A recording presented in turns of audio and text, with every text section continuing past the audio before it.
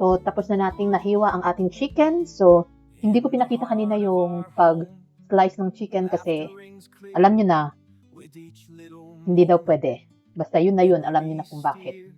Bawal. So, ngayon, maghiwa naman tayo ng mga onions and garlic. Kasi, request tong adobo na to sa ating asawa. Request niya itong adobo kasi na-miss na niya ang Filipino food. 3 weeks siya doon sa Turkey. Alam ko puro mga food ng Turkey ang kinakain nila sa Turkey. Usually mga steak. So, kaya nagpaluto siya sa akin ng adobo si Jim. Kasi mamaya darating siya ng midnight. So ayan, prepare natin yung mga ingredients ng ating adobo.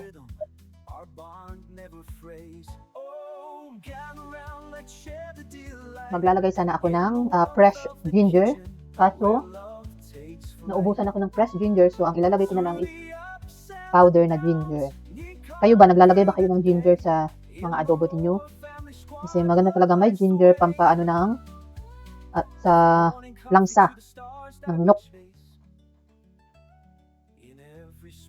Mas maraming garlic, mas masarap ang ating adobo. Ang liit ng aming kusina, hindi gaya nung dati naming tirahan. Malaki yung kusina. May mga cabinet. Ito walang cabinet, so kaya sinabi ko sa asawa ko na maghanap kami ulit. Sinabi ko kay Jim, maghanap kami ulit ng another apartment. Gusto ko yung malaki yung kusina. Siyempre, magsaing muna tayo ng kanin. Dahil, for sure, masasarapan ka talaga sa pagkain ng adobo. Yung matagal ka nang hindi nakakain.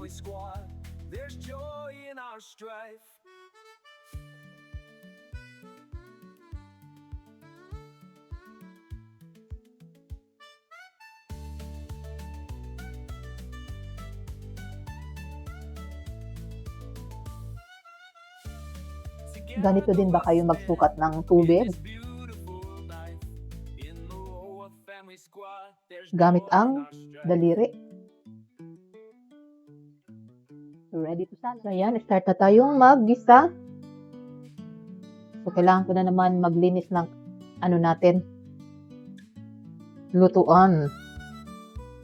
Ayan. So, ang gagamitin natin is, siyempre, olive oil para healthy. Olive oil. Mag-isa muna tayo.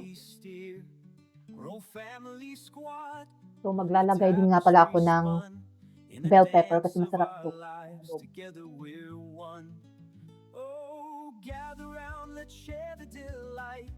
In the warmth of the kitchen where love takes flight.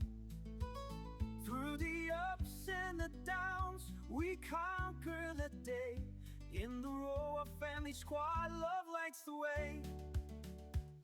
With hands in the soil, we garden with grace. Little feet racing, a jubilant chase. Stories at dinner, the joy never fades. In this daily rhythm, our bond never frays. Oh, gather round, let's share the delight. In the warmth of the kitchen, where love takes flight. Through the ups and the downs, we conquer the day. In the row of family squad, love lights the way. From morning coffee to the stars that we chase.